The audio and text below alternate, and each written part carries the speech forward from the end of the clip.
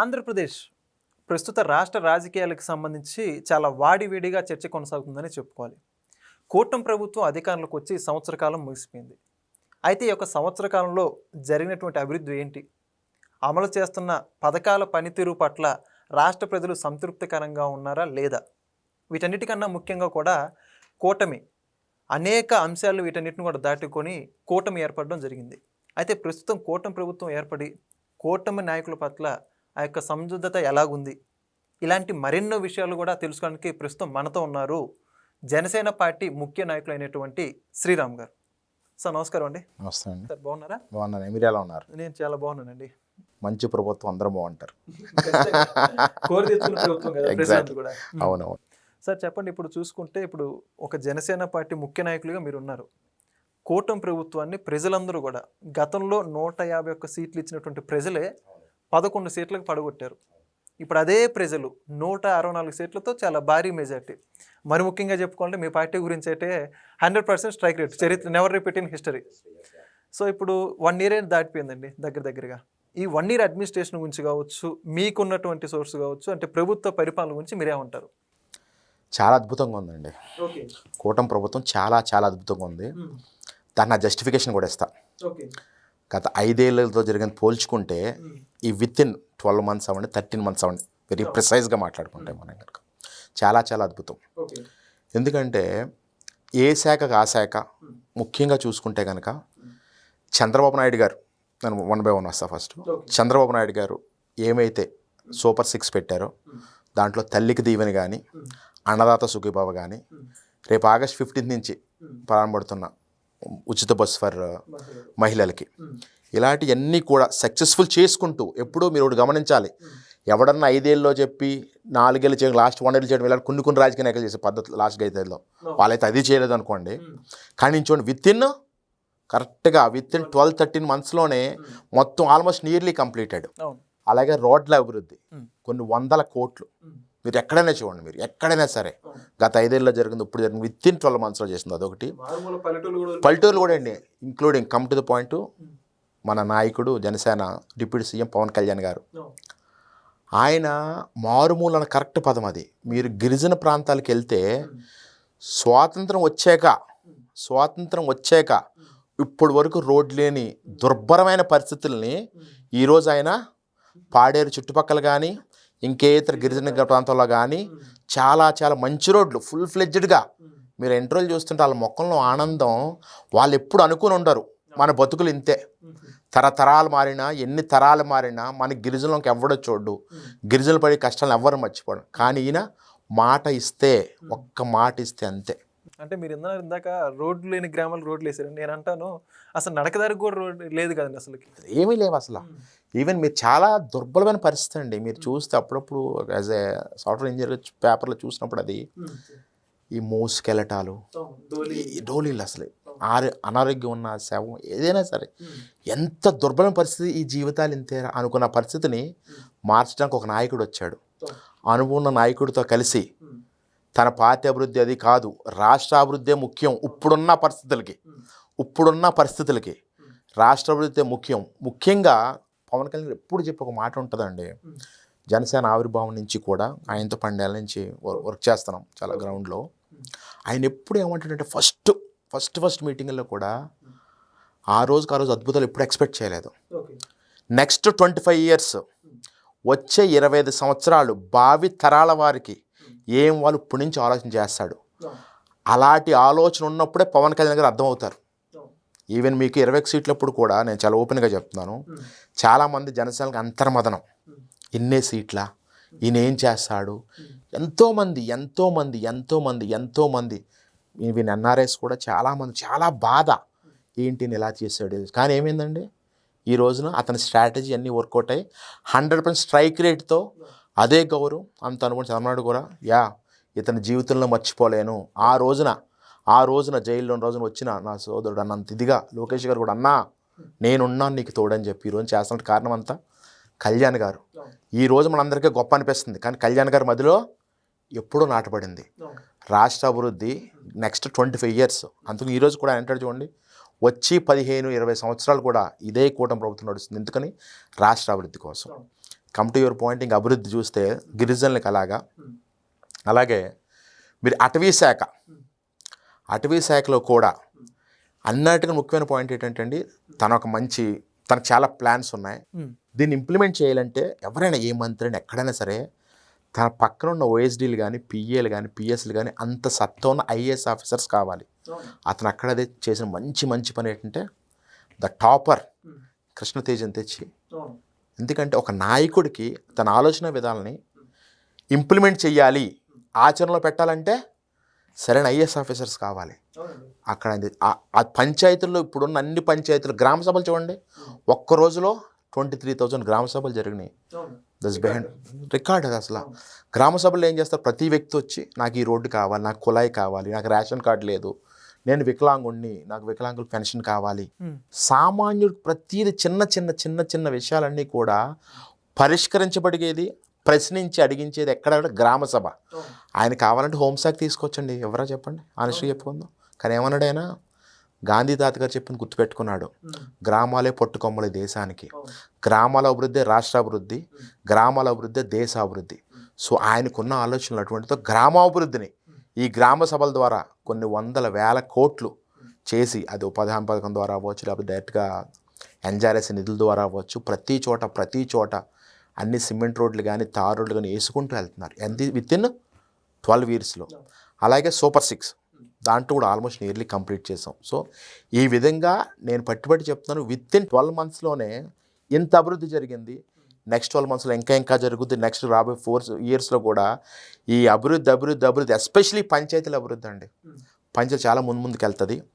అలాగే అటవీ శాఖకు సంబంధించి ఈవెన్ కళ్యాణ్ గారు ఒక సామాన్యమైన వ్యక్తిని, ఎవరైతే ఈ నల్లమల్ల అడవుల్లో ఉండి ఇంత కష్టపడి చేశారో ఆ వ్యక్తిని అటవీ శాఖ సలహాదారుగా నియమించారు. అసలు గత చరిత్ర చూడండి, ఎవరన్నా నాకు మిగతా స్టేట్లు అంత తెలియదు కానీ గుజరాత్ అంత డెవలప్ అయినట్లు ఇలాంటి కామన్ వ్యక్తిని తీసుకొచ్చి ఆ శాఖ సలహా చేసినంత ఉన్నతమైన నాయకుడు ఎక్కడ ఉన్నారంటారు అసలు.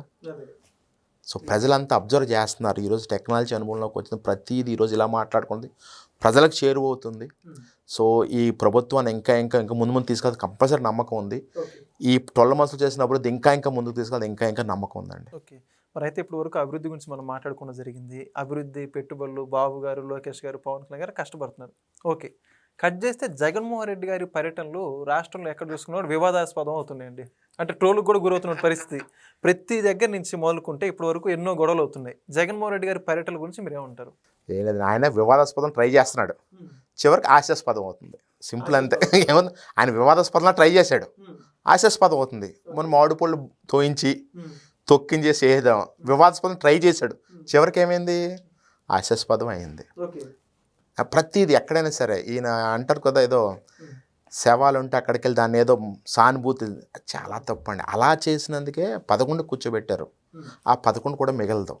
ఇదే రీతిలో నేను ముఖ్యంగా అంత అనుభవం ఉన్నా లేకపోయినా జగన్మోహన్ రెడ్డి ఆ టీముకి కానీ వాళ్ళ మాజీ మంత్రులు కానీ మాజీ నాయకులు కానీ ఉన్న వాళ్ళకి కానీ ఆ 11 మందిన నీతిగా మనకు పదవి వచ్చింది కనీసం ఏదోలాగా ఆ పనులు అభివృద్ధి చేసుకుందాం అంటే ఉంటారు. లేదు యథారాజా తథా ప్రజలాగా ఆ నాయకుడు వివాదాస్పదం హాస్యాస్పదం ఎలా అవుతున్నాడు, ఏళ్ళు అదే చేస్తే నీ రోజున చెప్తున్నానండి, అదే కానీ కొనసాగిస్తే వాళ్ళు 11 1 కానీ 0 కానీ మిగులుతుంది, అంతకన్నా ఏముండదు, వితౌట్ ఎనీ డౌట్. మీరేమో 11 కూడా మిగలదు అంటున్నారు, వాళ్ళేమో మాత్రం వచ్చేది మా ప్రభుత్వమే రప్ప మాట్లాడుతున్నారు. రప్ప మాట్లాడితే అలాగే అవుద్దండి. ఎందుకు సార్, మీరు June 4th కదా 24లో 2 days ముందు వై నాట్ 175 అన్నాడు. 2 days ముందు ఏంటి, ఎలక్షన్ అయిపోయింది, రిజల్ట్స్ ఆర్ స్టోర్డ్, రిజల్ట్ అక్కడ ఉండిపోయినాయి, అధికారికంగా ప్రకటించలేదు, కౌంట్ జరగలేదు. కానీ ఆయన మనస్సాక్షి తెలుసండి, మీరు కరెక్ట్గా అబ్జర్వ్ చేస్తే కరెక్ట్గా ఆయన చెప్పి సైకాలజిస్ట్ కూర్చోబెట్టి చెప్తారు, హీఈస్ వెరీ వెరీ సైకలాజికల్లీ డిప్రెషన్లో ఉన్నప్పుడు ఆయన అంత హ్యాపీగా, కానీ ఏమంటారు దాన్ని ఎగ్జాక్ట్గా ఓకే అంతే. వై నాట్ 170 ఎన్నిసార్లు అన్నదండి. నష్టపోయిన ఎవరు తెలుసా, ఆయన నష్టపోలేదు, ప్రాక్టికల్ గ్రౌండ్లో చెప్తున్నాను. ఈయన మాటలు నమ్మి నాయకులు కార్యకర్తలు బెట్టింగ్ వేసి నష్టపోయారండి కొన్ని కోట్ల రూపాయలు. వాళ్ళు చెప్పుకోలేని పరిస్థితిలో ఉన్నారు.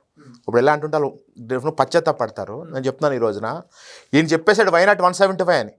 ఒక నాయకుడు అలా చెప్తే ఎంత ధైర్యం ఉంటుంది మామూలు కేడర్కి. ఈరోజు ఆయన కళ్యాణ్ గారు కానీ చంద్రబాబు నాయుడు గారు కానీ లోకేష్ గారు ఇదిగో 100 కోట్లు ఇస్తున్నాం, ఈ రోడ్లు వేస్తున్నాం అంటే నమ్మకంగా ఎలా ఉంటారు? చాలా ఆశతో ఉంటారు. ఆశతో ఉంటారు. రోడ్డు పడిపోతుంది ఇంక లేదని చేస్తారు.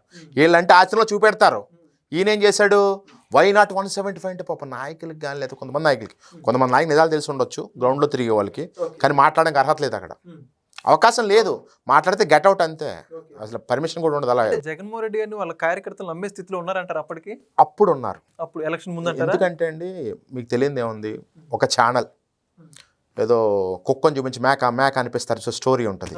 ఆ టైం రుద్ది ఆడు పొద్దునకి ఆ పేపరే చూస్తాడు, ఆ ఛానలే చూస్తాడు. ఏమవుతుంది చెప్పండి మీరు ఈ రోజున? నేను చాలామందికి ఇచ్చే సూచన తెలుసా, ఎప్పుడూ కూడా అది ఏ పార్టీ అని ఇంకా తెలియదు కానీ 4 ఛానల్ 4 పేపర్లు చూడాలి ఒకసారి, చూస్తే కనీసం డిఫరెన్స్ తెలుస్తుంది. ఇప్పుడు నేను చెప్తున్నా అండి, మా రామచంద్ర నియోజకవర్గం 118 కోట్లు ఖర్చు పెట్టారు అందాం, నేను అందాం అనుకున్నాను. కనీసం 4 పేపర్లు చూస్తే తెలుస్తుంది, ఎందుకంటే దాంట్లో ఫోటోతో సహా ఎత్తాడు. ఒక చోట ఎక్కడ రోడ్డు వేసారు, ఇక్కడ 2 కోట్లు ఖర్చు అయింది, 3 కోట్లు ఖర్చు అయింది, ఒక చోట ఇంకా ఫోటోలు ఏముండవు, మేము వేసాను, ఈజీగా తెలిసిపోతుంది కదా. ఎగ్జాక్ట్ అంత చూడాలి ఎప్పుడు కూడా, చూస్తే ఎవడు అంతే తప్ప కొంతమంది ఎందుకు అది చూసే వాదిస్తూ ఉంటారు. బాబు నువ్వు ఇంకోటి చూడరా బాబు, నేను ఒకటే చూడమని ఎప్పుడు చెప్పను, 4 చూడు, విశ్లేషించుకో ఏది కరెక్ట్ ఏది కరెక్ట్ కాదని, అప్పుడు చెప్పు. ఈయన పద్ధతి ఏం లేదండి, ప్రతిపక్ష హోదాలు ఎంతో కొంత ఉండి కూడా, అంటే 11 సీట్లు ఉండి కూడా అసెంబ్లీకి వచ్చారా? Blunder mistake. ఈరోజు చెప్తున్నాను నేను, నీకు ఎంతో కొంత హక్కు ఇచ్చారా? 11 సీట్లు ఏమన్నా, ఏదైనా 1 ఏమన్నా 2 సీట్లు ఏమన్నా, రా వచ్చి కూర్చో, నువ్వు మాట్లాడు. 11 అసెంబ్లీ నియోజకవర్గం నీయే కదా, నువ్వు మాట్లాడు. 4 నియోజకవర్గం ఇది కావాలి, ఎక్కడ అడగాలి? అది అసెంబ్లీలో అడగాలి.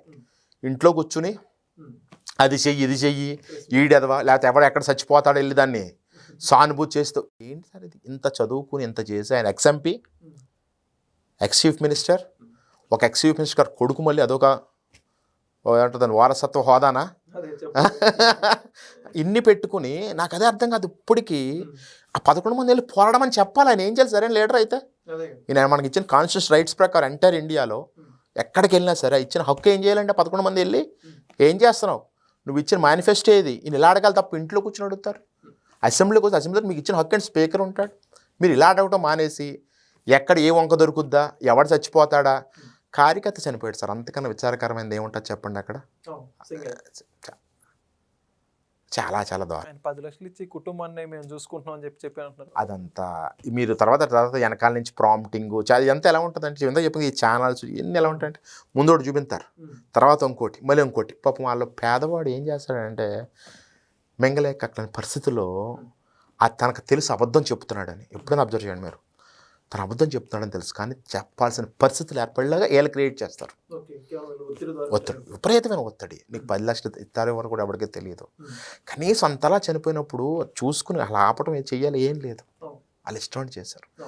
కార్యకర్త ఏంటి సార్, ఇంట్లో బాబాయ్ సొంత చెల్లెని డబ్బుల కోసం గెంటేయటం కానీ, నా స్థాయి కాకపోతే జరిగిన పబ్లిక్లో జరిగినాయి చెప్తున్నాను ఈ రోజున, చాలా తప్పు. అదే చెప్తున్నాను కదా, యథరాజా తథా ప్రజ, వాళ్ళే మిగులుతారండి అక్కడ. మీరు అబ్జర్వ్ చేస్తే ఆ పార్టీలో ఏమాత్రం మనస్సాక్షి ఉండి నేను ఈ రాష్ట్ర అభివృద్ధికి నేను ఒక్కడనే యాడ్ అవుతాను, చంద్రబాబు నాయుడు గారు కానీ కళ్యాణ్ గారు కానీ లోకేష్తో పాటు మేము యాడ్ అవుతాం, మాకు పదవి అవసరం లేదు, రాష్ట్ర అభివృద్ధి, నా మండల అభివృద్ధి, నా నియోజకవర్గం ఎవడన్నా అనుకున్నాడు వస్తాడండి. లేదు ఈయన మాటలు ఇంకా నమ్మి, మీరు అడిగిన ఒరిజినల్ క్వశ్చన్కి ఇంకా నమ్మి ఇదేదో జరిగిపోతుంది, మళ్ళీ నువ్వు 175 వచ్చేస్తాం అనుకుంటే మాత్రం ఇంకా భ్రమ, అరచేతిలో వైకుంఠం కదా, పగటకాళ్ళు అంతే అండి. అలాగే మిస్మరైజ్ చేసి ఏదో మ్యానిపులేట్ చేసి ఆ సెకండ్ మీకు ఎందుకు వచ్చేస్తే మళ్ళీ నేను ఎక్కడ ఉంటాడో వెళ్ళిపోయి బెంగళూరులో కూర్చుంటాడు, పోనీ ఎక్కడ ఉంటాడా అంటే ఉండడం. మీరు హాస్యాస్పదం ఏంటంటే మాట అంటాడో వెళ్ళిపో అక్కడ కూర్చుంటాడు. మళ్ళీ ఇదే వైఎస్ఆర్సీపీ వాళ్ళు కళ్యాణ్ ఎక్కడున్నారు, వీళ్ళు ఎక్కడున్నాడు, ఆ పేరు నాన్నగారు చూడండి, ఏం మాట లోకేష్ గాడు, ఏం మాటలు అవి. అంత సీనియర్ లీడర్ అయ్యుండి ఒక మంత్రి చేసి ఉండి, అదే చెప్తున్నాను కదా, వీళ్ళకి ఫ్రస్ట్రేషన్ అండి, ఫ్రస్ట్రేషన్ వచ్చే మాటలు ఇవన్నీ కూడా. ఏమీ సమాధానం చెప్పలేక మీలాంటి క్వశ్చన్ అడిగాడు అనుకోండి, సమాధానం ఉండదు. అంటే 5 ఏళ్ళు అధికారంలో ఉన్నారు, ప్రజలు వాళ్ళందరూ కూడా తట్టుకున్నారు. ప్రధానంగా చెప్పుకోవాల్సింది ఏంటంటే మహిళల పట్ల వాళ్ళ ప్రవర్తన. అప్పట్లో మరి ముఖ్యంగా చంద్రబాబు నాయుడు గారి సతీమణి కావచ్చు, పవన్ కళ్యాణ్ గారు, వీళ్ళందరూ కూడా మాట్లాడారు. ఇప్పుడు అధికారం కోల్పోయాక కూడా మనం తాజాగా చూసుకుంటే నల్లపరెడ్డి ప్రసన్న కుమార్ రెడ్డి అనే వ్యక్తి, ఒక ఎమ్మెల్యే అయినటువంటి ఆవిడ్ని మాట్లాడుతున్నారు, కొవ్వూరు ఎమ్మెల్యే ప్రశాంత్ రెడ్డి గారిని. దానికి ముందు చూసుకుంటేనేమో ఈ అంబటి రామ వీళ్ళందరూ కూడా మాట్లాడుతున్నారు. ఎందుకని మారాక కూడా ఇంకా బుద్ధి ఎందుకు రాలేదంటారు వీళ్ళకి? చెప్తాను కదా, పగటకల్లాగా అంటున్నారు, వేరే దారి లేదు. ఏదో ఒకటి అనాలి, ఏదనాలో తెలియక అలా అనేస్తారు అంతే. ఇంకా వీళ్ళకి దారి లేదు, ఇంకా లేదు, వేరే దారి లేదు. ఫ్రస్ట్రేషను. ఒక మహిళని ఎలా అంటాం ఏంటండి? ఇప్పుడు వాళ్ళ అధికారంలో కరెక్ట్ పదం మదం కరెక్ట్ కాదేమో కానీ ఏదో సంథింగ్ ఇదై చాలా వర్స్ట్ మాట్లాడారు. ఒక చాలా ఘోరంగా. మనం ఆ మాట కూడా అనుకోకూడదు. పీపుల్ మాట కూడా ఎత్తడానికి నాకు నాకు అసలు నేను చెప్తాను, ఆ పేరు ఎవరినన్నారని కూడా అంటే మనకి మనస్కరించదు. అందరికీ తెలుసు అది. అంత ఘోరంగా అన్నారు. వాళ్ళని ఎక్కడక్కడ కూర్చోబెట్టారు 11లో. మళ్ళీ మొదలెట్టారు. అంటే ఇక్కడ అనడానికి ఎప్పుడు అంటారు, నిజంగా మీరు ఏమైనా అభివృద్ధి జరగకపోతే అనొచ్చు. రోడ్ అన్నా వేయలేదు, వాటర్ అన్నా ఇవ్వలేదు, డ్రైనేజ్ అన్నా వేయలేదు, పోలవరం అన్నా చేయలేదు, కానీ అన్నీ చేస్తున్నారు. అప్పుడు వాళ్ళు ఏం చేస్తారు చెప్పండి? ఇంకా ఏదో ఒకటి అనాలి. అంటే దానికి మహిళలు ఎంచుకోవడం కరెక్ట్ అని అంటారు. మరి అసలు కరెక్ట్. రాజకీయ విమర్శలు ఉంటుంటాయి, వాళ్ళకి ఏది చాలా తప్పు అండి. వాళ్ళకి సంకుచిత స్వభావం ఒకటి ఉంటుంది చూసారా మైండ్లో. మహిళ అంటే చిన్న చూపు ఉంటాం, మహిళలు అంటే ఏముంది లేలో. ఇదే ఈ స్వభావం వాళ్ళు ఎక్కడైనా సరే, అది వైఎస్ఆర్సీపీ వచ్చి ఎక్కడైనా వీళ్ళు ఏం చేస్తారంటే ముందు టార్గెట్ మహిళ. ఇప్పుడు మహిళా దివసం పిలిపి మహిళల్ని చేద్దామని చూస్తున్నారు. అలా ఎదుగుతుంటే ఇటు ఓర్చుకోలేడు. వీళ్ళంతా ఎక్కడ ఉండిపోయారంటే అండి, ఒక 30-40 years ఉండి కల్చర్ ఉండి చూసారా బాగా, అక్కడతో ఆగిపోయింది వాళ్ళ మైండ్ సెట్. ఆనెస్ట్ వాళ్ళ మనస్తత్వం ఎలా ఆగిపోయిందంటే ఎస్పీ అయినా మహిళలు అంతే. వాళ్ళకి అసలు సమస్య లేదు. వాళ్ళకి ఏంటంటే ఆ మహిళ ఎస్పీ అయినా అంతే, ఒక ఎమ్మెల్యే అయినా అంతే, సాక్షాత్తు మంత్రి అయినా అంతే. ఏమైనా సరే వాళ్ళ దృష్టిలో ఏంటంటే మహిళ అంటే చిన్న చూపు, మహిళ అంతే.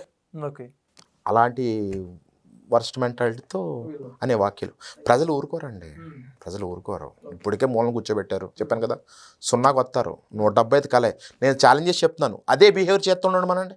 ఇప్పటికే మిస్టేక్స్ మీద మిస్టేక్స్ చేస్తున్నారు, ఇంకా చేస్తారు. ఈ మాత్రం మీరన్నా ఇలా మహిళను చిన్న చూపు చూడటం కానీ, ఇంకా ఏదో మాట అనేది కానీ ఇగోని మనం తప్పు ఒప్పుకోకూడదు. నేను ఏదో మాట అనేది రోజున సారీ సిస్టర్, ఇది నా తప్పు అయిందని ఒప్పుకుంటే సంస్కారంగా ఒక మెట్టు దిగు, పర్లేదురా, వీడు నాయకుడు ఎదవైనా వీడు బాగా అనుకుంటారు. నువ్వు మూర్ఖంగా వెళ్ళిపోయావు అనుకో, తిట్రా, ఇంకా తిట్టు, నువ్వు ఒగ్గొద్దు, తలగ్గొద్దు అన్నారు. ఇంకేమవుతుంది చెప్పండి? మీకు బాలెన్స్ శ్రీనివాస్ రెడ్డి గారు ఉన్నారు, ఎందుకు వచ్చారు బయటికి? సామినేని ఉదయ్ భాను గారు ఉన్నారు, ఎందుకు వచ్చారు బయటికి? పార్టీ పరంగా గౌరవం ఉన్న నాయకులు వీళ్ళు వచ్చారని చెప్పట్లేదు సుమా నేను. అంటే ఒక మాట మాట్లాడేటప్పుడు మాట తోలకూడదు. నీకు గౌరవం ఉంటుంది, ఒక అధ్యక్షుడిగానో లేకపోతే ఒక పదవి ఉండే ఏదో చిన్న చితక గౌరవం ఉంటుంది, దానికి తగ్గట్టు మాట్లాడాలి. అంతే తప్ప మర్యాద మర్చిపోయి మహిళలకు మనం ఇచ్చే గౌరవం ఒక తల్లిగా కానీ సిస్టర్గా కానీ మన భారతీయ సంస్కృతిలో ఉంది. అది ఒక మహిళ ఇవ్వాల్సిన గౌరవం వాళ్ళకి ఎక్కడ ఉందండి? అది లేనివాడు తుక్కు అయిపోతారు. చరిత్రలో ఎంతైనా చూసుకోండి, పురాణాలు కానీ లేకపోతే మన ఇండియన్ హిస్టరీ కానీ, మహిళలను అవగౌరవపరిచినోడు కానీ మహిళల తొక్కులు ఎక్కడా కూడా లేదు. మీరు ఏ స్టేట్లో చూసినా, తమిళనాడు చూసుకున్నా, కర్ణాటక కానీ, నార్త్లో కానీ ఎన్ని స్టేట్లు రాజకీయ చరిత్రలు చూసినా నాన్ పాలిటికల్ థింగ్స్ మహిళలు మీద చేసిన ఎక్కడ కూడా ఎవడ నిలవలేదండి. తుక్కు అయిపోయి ఏళ్ళెంతండి. నువ్వు ఎన్ని వేల కోట్లు ఉన్నాయి, ఎన్ని ఉన్నాయి, ఎన్నైనా అనుకో, ప్రజలు మాత్రం క్షమించరు. ఏమండి మిమ్మల్ని 151 నుంచి 11 తెచ్చిన డబ్బు కాపాడిందా మిమ్మల్ని? ఎక్కడ కాపాడిందని డబ్బు మిమ్మల్ని కాపాడలేదు. న్యాయమే గెలిచింది. ఒక్క 1 or 2 days అటు ఇటు అంతే. ఇప్పుడు అదే జరుగుతుంది. ఓకే, మరి అయితే చివరిగా ఇప్పుడు కూటమి ప్రభుత్వం అధికారంలోకి వచ్చాక గత పాలకులు చేసినటువంటి తప్పిదాలు ఏవైతే ఒక్కొక్కటిగా వెలికి తీస్తూ వాటన్నిటికి సంబంధించి కేసులు నమోదు చేయడం జరుగుతుంది. తాజాగా చెప్పుకోవాలంటే మద్యం కుంభకోణం కేసు, ఇప్పటివరకు 11 మంది అరెస్ట్ అయ్యారు. కానీ దాని గురించి జగన్మోహన్ రెడ్డి గారు మాట్లాడుతూ అక్రమ కేసులు బనాయిస్తున్నారు, నా చుట్టూ ఉండే వ్యక్తులందరూ కూడా కేవలం కక్షపూరితంగా వ్యవహరిస్తున్నారని చెప్పేసి అంటున్నారు. నిజంగానే అక్రమ కేసులు అంటారా, రెడ్ బుక్ రాజ్యాంగం అని చెప్పేసి కొత్త పదానికి తెరలేనంటారు? ఏమంటారు మీరు వాటన్నిటి గురించి? మీరు ఇండియన్ హిస్టరీలో రాజ్యాంగం మన హక్కు. నిజంగా డిస్కషన్స్ చెప్పుకుందాం, అవుట్ ఆఫ్ ది బాక్స్ మాట్లాడి. నిజంగా నేను మీ మీద అక్రమ కేసు పెట్టేసాను అనుకోండి, ఒక 4-5 days అంతే, మీరు క్లీన్గా బయటకు వస్తారు కదా. ఆ ధైర్యం మీకు ఉండాలి. నీకు మనసుతో చేసి మనసు తెలుసు ఏం చేస్తారు, అప్పుడు కవ్వ సౌండ్లు చేసేసి మాకు అది అలాగంతే. ఎంత 3,000 కోట్లు చిల్లరండి, తక్కువేం కాదు. మద్యం ప్రాణాలు ఎవడు తెచ్చేస్తాడండి దీనికి? నిజంగా ఏ సిట్ దర్యాప్తు కానీ లేకపోతే సిబిఐ కానీ చేస్తే క్లీన్, దాంట్లో డౌట్ లేదు. సెంట్రల్ గవర్నమెంట్ ఇదంతా కూడా దొరకలేదు. వీళ్ళు ఏంటంటే భయం, చాలా భయం. వీళ్ళందరికీ ఏంటంటే దొరికేస్తున్నాం, కానీ మనల్ని ఏమంటారు దాన్ని, ఏదోటి నా కాన్ఫిడెన్స్ లోపల భయమే. ఎప్పటికైనా మూసేస్తారు నన్ను, మా ఊళ్ళందరినీ మూసేస్తారు. నిరూపణ అయిన రోజున వెళ్ళమని సరే నీకు తెలియదు రాజ్యాంగం, హైకోర్టు, సుప్రీంకోర్టు అన్ని కోర్టులు ఉన్నాయి కదా, వాళ్ళు ఎవరికి ఇది ఎవరు కదా. ఎందుకంటే ఒకసారి 15-20 years బ్యాక్ అనుకుంటాను, వీళ్ళ ప్రియమిత్రుడు ఎవరో గనుల ఆయన ఉంటాడు, జడ్జిల్ని కొందామని చూసాడు, ఏమైపోయాడండి, మొన్న కూడా శిక్ష పడి అంటే బెయిల్ వచ్చిందని వేరే విషయం, శిక్ష అయితే పడింది కదండి. అదే చెప్తున్నాను, ఏ ముడుపులైనా సరే, ఎన్ని ముడుపులు ఇండియాలో చూడండి, రాజ్యాంగంలో గొప్పతనం ఆ రోజు డాక్టర్ బిఆర్ రాజ్యాంగంలో గొప్పతనం ఏంటంటే ఆ రోజు టెంపరీగా నీకు ఏమైనా ఇది బెయిల్ వచ్చి ఇది జరుగుతుంది, కానీ చివరికి శిక్ష పడి తీరుతుంది. ఎస్పెషల్లీ ఇలాంటి కేసెస్లో పక్కా సాక్ష్యాధారాలు ఉన్నాయండి, కాల్ రికార్డింగ్స్ ఉన్నాయి. 15-20 years బ్యాక్ వేరు, ఈరోజు నేను ఈ మాట మాట్లాడుతున్నాను, రికార్డ్ అవుతుంది, నేను తప్పించుకోవడానికి ఉండదు. Simple logic.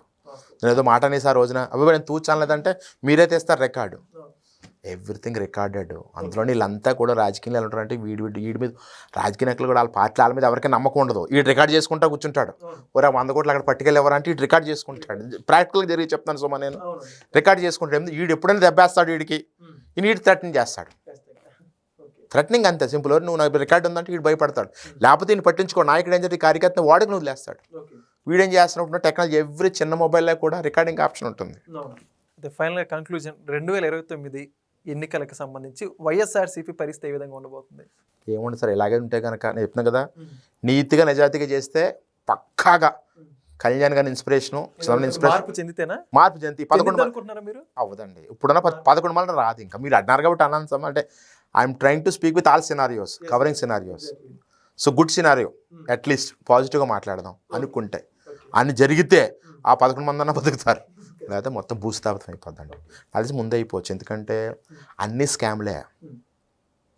శాండ్ స్కాము, మద్యం స్కాము, ఈ బీసీ కమిషన్ డబ్బులు, ఎస్సీ కమిషన్ అడితే పిడితెప్పి ఆ స్కాములు.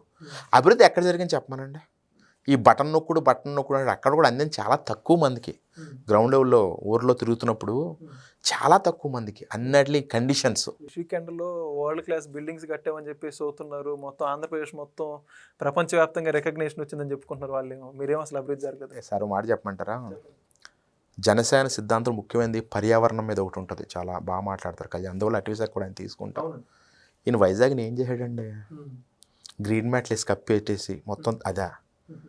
పర్యావరణం, నేచర్, మనకి ప్రకృతి దేవుడితో దేవుడే సమానమే ఉంటుంది. అలాంటి ప్రకృతి నాశనం చేసిన వ్యక్తి ఈయన. కొన్ని షో ఆఫ్లు చేశారు, 4 బిల్డింగులు కట్టు, ఇంకోటి అది మాత్రం చేసాడండో షో ఆఫ్కే, ఏదో ఆ షో ఆఫ్ చేయటం ఇది ఒకటి అంతే. ఆ నాయకుడు ఎప్పుడు ప్రజల్లో ఉండండి, సానుభూతికి వస్తాడు తప్ప. ఆ రోజున పాదయాత్ర కూడా ఎవరో చెప్తే ఓన్లీ అధికారం కోసం చేసింది అంతే. నిజంగా కష్ట నష్టాలు తెలుసుకున్నాడు అయితే అవన్నీ చెయ్యాలి కదా. నువ్వు రోడ్డు మీద నడిచావు, ఆ రోడ్ లేదు. ఇప్పుడు మా సుభాష్ గారు చెప్తాను, ఫర్ ఎగ్జాంపుల్ చూశాడు రోడ్ లేదనుకోండి, ఆ రోడ్లు ఏం చేయడు కొన్ని చోట్ల, చిన్న చెప్తాను ఒక ఎమ్మెల్యే స్థాయి. అలాంటిది సాక్షాత్తు సీఎం క్యాండిడేట్లు నువ్వు పాదయాత్ర చేసి చూసినప్పుడు ఆ రోడ్లు వేసిన బాధ్యత లేదు నీకు. షో ఆఫ్ చేస్తే జనాలు నమ్మరండి. ఈ రోజున ఈ 2020లో చెప్తున్నాను, జనాలు నమ్మే పరిస్థితి లేదు, అది ఏ పార్టీ అని చెప్తాను. నిజంగా thank you so much Sriram garu, current politics గురించి మీ యొక్క ఎక్స్పీరియన్స్ మాతో షేర్ చేసుకుని thank you so much. Please subscribe to Leo news for more videos.